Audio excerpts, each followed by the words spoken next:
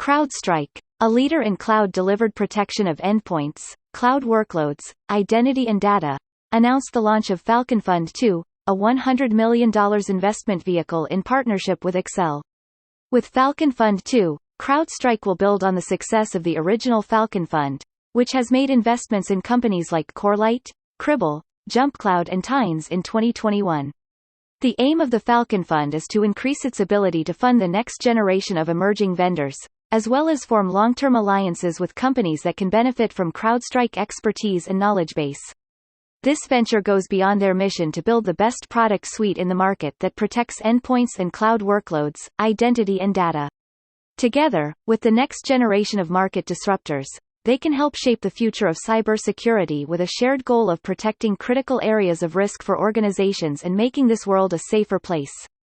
With Falcon Fund 2, CrowdStrike aims to dramatically increase its ability to fund the next generation of emerging vendors, as well as build upon the success of the initial Falcon Fund.